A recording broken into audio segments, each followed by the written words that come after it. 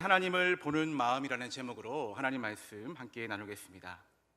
여러분, 우리 사람에게는 두 개의 눈이 있습니다. 먼저 우리 신체에 있는 이 육체의 눈이 있습니다. 그리고 또 하나의 눈이 있는데 바로 마음의 눈이 있습니다. 이 세상에는 우리 신체에 있는 육체의 눈으로 볼 수 있는 것이 있고 또 마음의 눈으로 봐야지만 비로소 분명하게 보이는 것이 있습니다.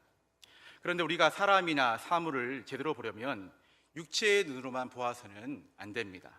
마음의 눈으로 함께 보아야지만 제대로 볼 수가 있습니다. 우리가 산과 바다, 나무와 꽃을 바라볼 때가 있습니다. 육체의 눈으로 보게 되면 높은 산이구나, 바다가 넓구나, 저도 이번 휴가에 가서 바다를 보고 왔고 산도 보고 왔습니다. 눈으로 똑똑히 보고 왔습니다. 그런데 이 마음의 눈으로 보게 되면 달라집니다. 경남 합천 해인사에 있는 산이었지만 이 마음의 눈으로 보게 되니까 그것 가운데 있는 하나님의 손길과 하나님의 섭리가 보이기 시작했다라는 것입니다. 이 마음의 눈으로 보게 되면 자연 만물을 창조하신 하나님의 다스리심과 하나님의 주권을 보게 되고 결국에는 나를 향하신 하나님의 마음을 보게 된다라는 것입니다. 여러분, 사람을 볼 때도 마찬가지입니다. 우리가 이 눈으로만 보게 되면 사람의 외모가 먼저 보입니다. 잘생긴 것이 보입니다. 솔직히 그렇지 않은 것도 보이게 됩니다. 어느새 보게 되면 그 사람의 외모와 조건으로 사람을 판단하게 됩니다. 그런데 이 마음의 눈으로 보게 되면 다르게 보입니다. 그 사람의 중심이 보이고 그 사람의 생각과 감정이 보이고 그 사람이 가지고 있는 아픔과 기도의 제목이 보이고 아무에게도 말하지 못했던 그 사람이 눈물이 보이기 시작하는 것입니다. 여러분, 성경을 볼 때도 마찬가지입니다. 이 눈으로만 보게 되면 성경을 읽으면 문자만 보이게 됩니다. 과거 이스라엘 백성들의 역사만 보입니다. 그런데 마음의 눈으로 성경을 보게 되면 그 말씀 속에서 나를 향하신 하나님의 사랑이 보이게 되고 하나님의 뜻이 보이게 되고 하나님의 진리가 보이게 되고 그 말씀이 과거의 말씀이 아니라 오늘 또 나를 살리고 나를 변화시키고 나를 붙들어 주시는 살아있는 하나님의 말씀으로 보이기 시작한다는 것입니다. 여러분, 그래서 이 마음이 참 중요합니다. 성경에서 마음은 히브리어로 레브, 또 헬라어로 카르디아라는 말을 사용합니다. 성경이 말하는 마음은 단순히 감정만을 의미하지 않습니다. 우리의 생각과 감정과 의지와 판단과 결정을 포함하는 인간 존재의 중심을 의미합니다. 그래서 우리의 삶 속에서 일어나는 일들을 가만히 들여다보면 겉으로 드러난 문제가 진짜 문제가 아니라 그보다 더 깊은 곳에 있는 우리의 마음, 이 마음이 문제일 때가 많다는 것입니다. 예수님께서는 마태복음 15장 18절에서 이렇게 말씀하셨습니다. 입에서 나오는 것들은 마음에서 나오나니, 우리 입에서 나오는 것들은 바로 이 마음에서 나오나니 이것이야말로 사람을 더럽게 하느니라. 악한 생각, 살인, 간음, 음란, 도둑질, 거짓 증언, 비방, 다 이 마음에서 나온다라고 말씀하고 있습니다. 그래서 잠언 기자는 잠언 4장 23절에서 이렇게 우리에게 증언하고 있습니다. 모든 지킬 만한 것 중에 무엇을 지키라고요? 내 마음을 지키라. 왜냐하면 생명의 근원이 이 마음에서 나오기 때문이다 라고 말씀하고 있습니다. 여러분, 우리가 살아가면서 지켜야 할 것들이 참 많이 있습니다. 우리의 건강을 지켜야 됩니다. 우리의 가정도 지켜야 되고요, 우리의 자녀도 잘 지켜야 되고 우리의 물질도 지켜야 됩니다. 그런데 성경은 그 모든 것보다 먼저 무엇을 지키라고 말씀하고 있습니까? 바로 내 마음을 지키라고 말씀하고 있습니다. 마음을 어떻게 지키느냐, 마음을 어떻게 가꾸느냐, 무엇으로 마음을 채우느냐에 따라 우리의 삶의 방향이 달라지기 때문입니다. 그런데 오늘 시편 24편은 더욱더 놀라운 질문을 던집니다. 우리 3절 말씀을 함께 읽겠습니다. 시작. 여호와의 산에 오를 자가 누구며 그의 거룩한 곳에 설 자가 누구인가? 자, 그런데 이 질문 이전에 1절과 2절에서는 먼저 하나님이 어떤 분이신지를 소개하고 있습니다. 우리 1절과 2절 말씀 함께 읽겠습니다. 시작. 땅과 거기에 충만한 것과 세계와 그 가운데 사는 자들은 다 여호와의 것이로다. 여호와께서 그 터를 바다 위에 세우시며 강들 위에 건설하셨도다. 여호와의 산 오를 자가 누구며 거룩한 곳에 설 자가 누구인가? 이 질문을 하기 전에 자, 하나님이 어떤 분이신가를 먼저 소개하고 있습니다. 온 세상의 주인이 누구시냐? 하늘과 땅을 창조하신 분이 누구시냐? 그 터를 바다 위에 세우시고 강들 위에 건설하신 분이 누구시냐? 다시 말하면 우리의 인생에, 우리의 삶에 주인 되신 분이 누구시냐? 바로 이 질문을 하면서 더 중요한 질문은, 그렇다면 이 거룩하신 우리의 인생의 주인 되신 하나님 앞에 설 자가 누구인가? 그렇게 우리에게 묻고 있다는 것입니다. 자, 3절의 질문은 단순히 여호와의 산, 높은 산에 올라갈 사람이 누구냐라는 질문이 아닙니다. 성경에서 여호와의 산, 거룩한 곳은 바로 하나님의 임재, 하나님의 기름 부으심을 상징합니다. 그러므로 이 질문은 바로 이런 의미입니다. 누가 하나님 앞에 설 수 있는가? 누가 하나님의 임재를 경험할 수 있는가? 누가 하나님의 은혜를 경험할 수 있는가? 누가 하나님을 가까이 만날 수가 있는가? 이 질문을 우리에게 던지고 있다는 것입니다. 자, 4절에서 그 답을 하고 있습니다. 4절 말씀 함께 읽어보겠습니다. 시작.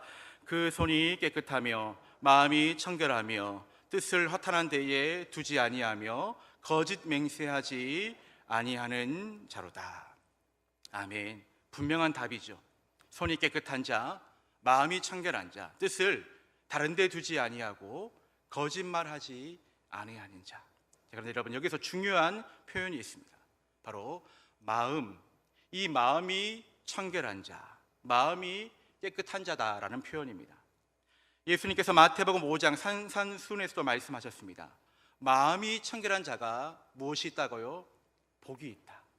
재물이 많은 것이, 건강한 건 물론 복이죠. 사실 그런데 이것이 진정한 복이 아니라 산상수훈에서는 심령이 가난하고 의에 줄이고 목마르고 특별히 마음이 깨끗한 자, 마음이 청결한 자가 복이 있는데 어떤 복을 받냐면 하나님을 본대요.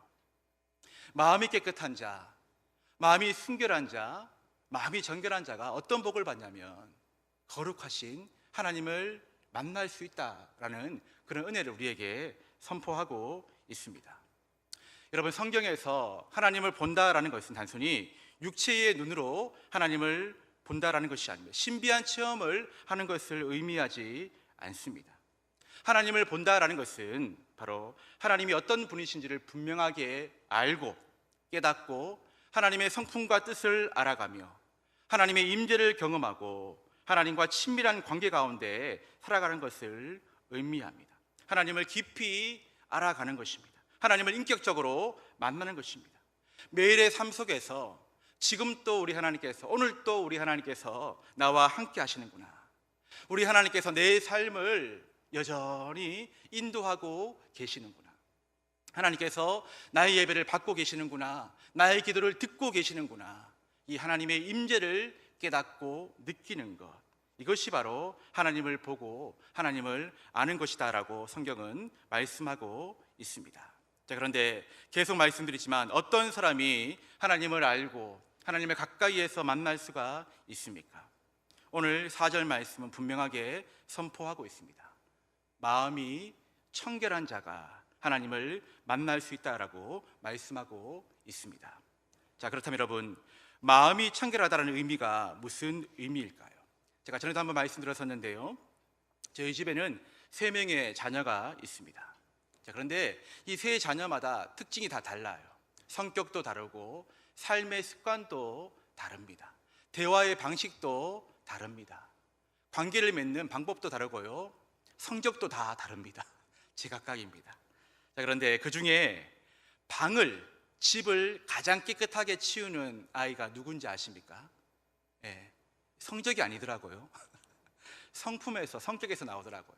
막내 아이 예찬이가 집을 깨끗하게 치우는 아이입니다. 어릴 적부터 이 아이는 이 집을 치우는 것을 참 좋아했습니다. 저희 부부가 외출하고 집에 돌아올 때 가끔씩 놀랄 때가 있습니다. 짜잔 하면서 엄마 아빠를 놀래켜 주는 거예요. 무엇으로요? 깨끗하게 청소하면서. 분명히 나갈 때는 거실이 엉망이었는데, 식탁이 엉망이었는데 2시간 뒤에 들어오면 짜잔 하고 우리를 놀래켜 주는 거예요. 그러면 아이고 우리 예찬이 잘했다, 아이고 우리 예찬이 착하다, 예쁘다. 근데 중학교 1학년이 되니까 잘 안 치워요 이제. 자, 그런데 지금도 잊혀지지 않는 장면이 하나 있습니다. 이 막내가 5살 무렵이었는데 당시 초등학생이던 누나의 방을 자기가 치우겠다고 나섰습니다. 남의 방을, 그것도 감히 누나 방을 치우겠다고 다 치울 때까지 아무도 들어오지 못하게 했습니다. 심지어 방 주인인 누나까지도 못 들어오게 했습니다. 자, 그런데 한참 뒤에 문을 열고 탁 들어가 보니까 정말 누나 방이 깨끗하게 치워졌습니다. 칭찬을 해주었습니다. 야, 우리 예찬이 역시 우리 예찬이야, 잘 치웠네, 깨끗하네 하고 이불을 들쳐 보니까 이불 속에 물건이 들어가 있고, 자기 방이 아니니까 누나 물건이 어디 있는지 모르니까 아무나 서랍에 들어가 있고, 자, 전부 다 쑤셔 넣었습니다. 우리말로 하면 깨끗하게 치운 게 아니죠. 보이지 않는 곳으로 그저 옮겨 놓았을 뿐이었습니다. 여러분, 어찌 보면 우리의 마음도 이와 같을 때가 많습니다. 겉으로 보면 괜찮아 보입니다. 이 시간 나와서 예배를 드리고 계십니다. 간절히 기도도 합니다. 열심히 섬기고 봉사합니다. 사람들에게 웃으면서 인사도 합니다. 그런데 마음 깊은 곳에는 아직 정리되지 않는 것들이 있을 수가 있습니다. 분명히 이 자리에 내 마음이 있어야 되는데 다른 자리에 있을 때가 많습니다. 겉으로는 보이지가 않습니다. 그것이 미움일 수도 있고, 욕심일 수도 있고, 상처일 수도 있고, 염려, 불안일 수도 있고, 교만과 자존심일 수도 있습니다. 그저 다른 사람이 보이지 못하도록 마음 한구석에, 좀 죄송한 표현이지만 쑤셔 놓고 살아갈 때가 많다는 것입니다. 자, 여러분, 마음이 청결하다는 것은 죄가 단 하나도 없는 완벽한 사람이 되어라라는 그런 뜻이 절대로 아닙니다. 마음이 청결하다, 마음이 깨끗하다라는 것은 하나님 앞에 방 주인이신, 우리의 인생의 주인 대신 하나님 앞에 자신의 마음을 숨기지 않는 것입니다. 죄가 있다면 인정하면 됩니다. 잘못했으면 회개하면 됩니다. 마음속에 하나님보다 더 사랑하는 것이 있다면 돌이켜 회개하고 다시 하나님께로 돌아오면 됩니다. 마음의 방향을 다시 하나님께로 돌이키면 됩니다. 두 마음을 품지 않으면 됩니다. 여러분, 오늘날 우리 신앙의 가장 큰 위기는 하나님을 전혀 믿지 않는 것이 아닙니다. 하나님을 잘 믿는다고 하면서도 동시에 세상을 붙들고 살아가는 이 마음이 문제입니다. 예배는 드리지만 여전히 마음은 세상의 가치에 매여 있고, 기도는 하지만 여전히 염려와 때론 돈과 사람의 인정에 흔들리고, 찬양은 하지만 마음 깊은 곳에서는 내가 주인이 되어 살아가는 이 마음이 문제인 것입니다. 사랑하는 성도 여러분, 지금 여러분의 마음은 어디에 있으십니까? 겉은 깨끗해 보이시지만 마음속 서랍과 이불 속에 숨겨놓은 것은 없으십니까? 아무도 모르게 품고 있는 미움, 시기의 마음은 없으십니까? 용서하지 못한 사람이 있으십니까? 내려놓지 못한 욕심은 없으십니까? 사람에게 인정받고 싶은 욕심 때문에, 이 마음 때문에 하나님의 시선보다 사람의 시선을 더 의식하고 있으시지는 않으십니까? 우리의 마음이 있어야 될 자리는 바로 하나님 앞인 줄 믿습니다. 우리의 마음이 머물러야 될 곳은 바로 하나님의 말씀 안인 줄 믿습니다. 자, 그런데 중요한 것은 우리는 우리 스스로 우리의 마음을 깨끗하게 만들 수가 없다는 것입니다. 시편 24편의 말씀처럼 나는 손이 깨끗합니다, 나는 마음이 청결합니다, 누가 자신 있게 말할 수가 있겠습니까? 아무도 그렇게 말할 수가 없습니다. 여기서 설교하는 저 자신조차도 나는 깨끗합니다, 나는 마음이 청결합니다, 자신 있게 말할 수가 없습니다. 아무도 그렇게 말할 수가 없습니다. 오직 나는 손이 깨끗합니다, 나는 마음이 청결합니다, 그렇게 말씀하실 수 있는 분은 바로 예수 그리스도 한 분밖에 없으십니다. 그래서 우리에게는 오늘도 내일도 우리 주님의 인도하심과 주님의 도우심이 필요한 것입니다. 우리의 더러운 죄를 깨끗하게 씻어주실 분은 바로 오직 예수 그리스도이십니다. 우리 예수님께서 십자가에 흘리신 보혈만이 우리의 죄를 깨끗하게 씻어주시고 우리의 마음을 새롭게 하시며 하나님 앞에 설 수 있는 길을 열어주시는 것입니다. 우리가 마음이 깨끗해서 하나님을 보기 원하는 사람은 자신의 의로 하나님께 나아가는 사람이 아니라 오늘도 내일도 바로 예수님 한 분, 예수 그리스도의 보혈을 의지하며 하나님께 나아가는 사람인 줄 믿습니다. 그리고 그 성령께서 우리의 마음을 새롭게 하시도록 날마다 우리의 영혼과 우리의 마음을 하나님께 맡길 때 우리 성령 하나님께서 우리의 마음을 깨끗하게 씻겨주실 줄 믿습니다. 말씀을 믿습니다.